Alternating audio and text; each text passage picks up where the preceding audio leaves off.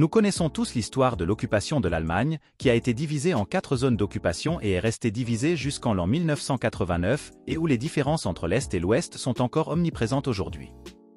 L'Autriche a également été divisée entre les Alliés après la Seconde Guerre mondiale, mais le pays s'est développé de manière très différente. Après une période relativement courte, le statut d'occupation a été complètement dissous et l'Autriche a été complètement réunifiée.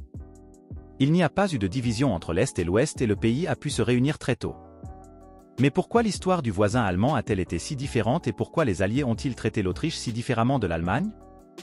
Nous nous penchons sur toutes ces questions dans la vidéo d'aujourd'hui. La Seconde Guerre mondiale s'est également terminée en Autriche avec la capitulation inconditionnelle de l'armée allemande le 8 mai de l'année 1945.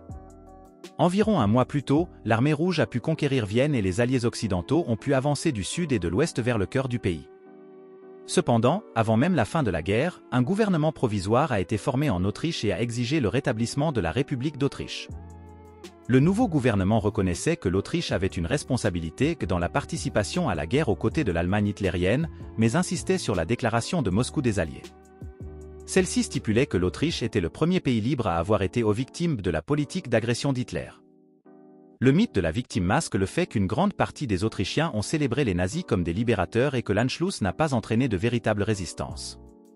Cependant, la déclaration des Alliés a clairement indiqué que l'Autriche serait traitée différemment de l'Allemagne.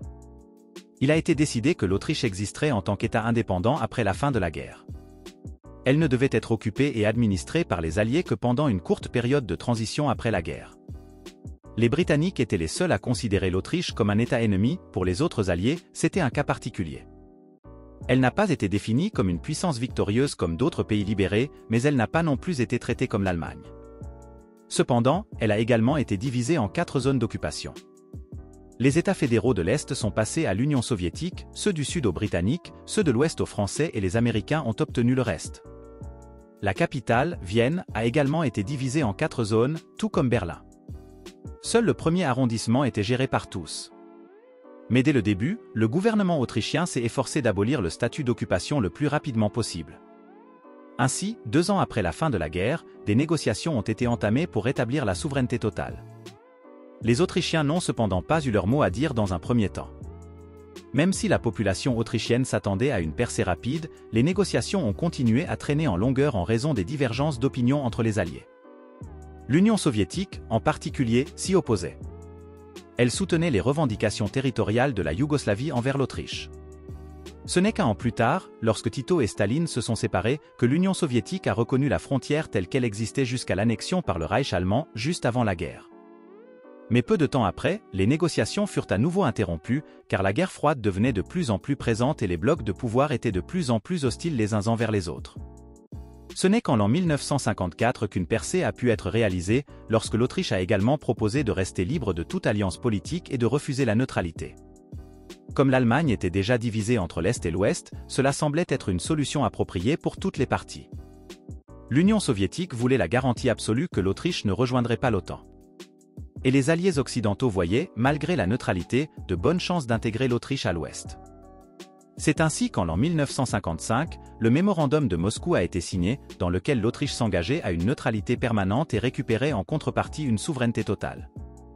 Le ministre autrichien des Affaires étrangères a même réussi à remporter une victoire dans les négociations, car le préambule du traité, qui soulignait la coresponsabilité de l'Autriche dans la guerre, a été supprimé à court terme.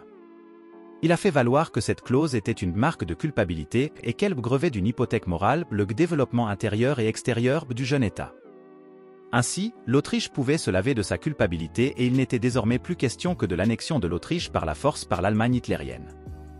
Le traité entra finalement en vigueur en juillet de l'année 1955 et dans les 90 jours, les Alliés devaient se retirer complètement. Ainsi, l'Autriche est redevenue totalement souveraine à partir du 26 octobre et ce jour est toujours considéré comme la fête nationale.